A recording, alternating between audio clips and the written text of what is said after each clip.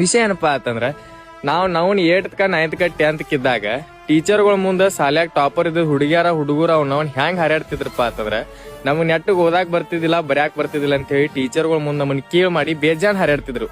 ಈಗ ಅವ್ರಿಗೆಲ್ಲ ಹೇಳುದು ಒಂದೇ ಮಾತು, ಏನಪ್ಪಾ ಅಂತಂದ್ರ 2026ರಾಗ ನೀವ್ ಯಾರು ನನ್ ಲೆವೆಲ್ ಅಲ್ಲ. ಯಾಕಪ್ಪ ಅಂತಂದ್ರ 2026ರಾಗ ನೀವಿನ ಎಲ್ಲೆಲ್ಲೋ ಊರ್ ಬಿಟ್ಕೊಂಡ ಕಲ್ಯಾಕತ್ರಿ. ಆದ್ರ ನಾ ರೈತಕಿ ಪೀಳ್ನ್ಯಾಗ ಇಳಿದ ರೈತಕಿ ಮಾಡ್ಕೊಂತ 60,000 ರೂಪಾಯಿ ಮೊಬೈಲ್ ಬರೀ ಇಡೋ ಮಾಡಾಕ್ ತಂದೀನಿ. ಈಗ 2026ರಾಗ ನೀವ್ ಯಾರು ನನ್ ಲೆವೆಲ್ ಅಲ್ಲ.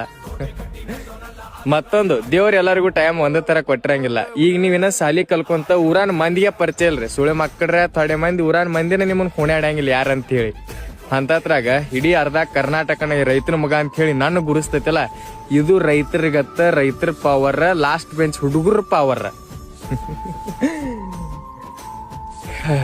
ನೋಡಿ ಮಾಡ್ತು ಬರ್ರಿ. ಸಾಲ್ಯಾಗ ಶಾನೆ ಅದೀನಿ ಅಂತೇಳಿ ಬಾ ಹಾರಾಡಕ್ ಹೋಗ್ಬೇಡ್ರಿ. ಯಾಕಪ್ಪ ಅಂತಂದ್ರ ಎಲ್ಲರಿಗೂ ಕೀಳಾಗಿದ್ದವಂಗು ಒಂದಿನ ಮೇಲ್ ಸ್ಥಾನ ಸಿಗ್ತೈತಿ. ಬೆಳಸಾಕ ಉತ್ತರ ಕರ್ನಾಟಕ ಜನ ಐತಿ, ರೈತರ ಜನ ಐತಿ, ನಮ್ಮ ಸಮಾಜ ಐತಿ.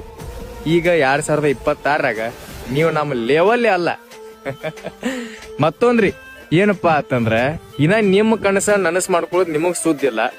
ನಮ್ ಬಗ್ಗೆ ಮಾತಾಡ್ತಿದ್ರಿ ಮೊದಲ. ಈಗ ದೋಸ್ತ್ ನನ್ನ ಕನಸು ಅಷ್ಟೇ ಅಲ್ಲ, ನಮ್ ತಂದೆ ತಾಯಿ ಕನಸು ಸಾಲಿ ಬಿಟ್ಟು ನನಸ್ ಮಾಡಾಕತ್ತೀನಿ.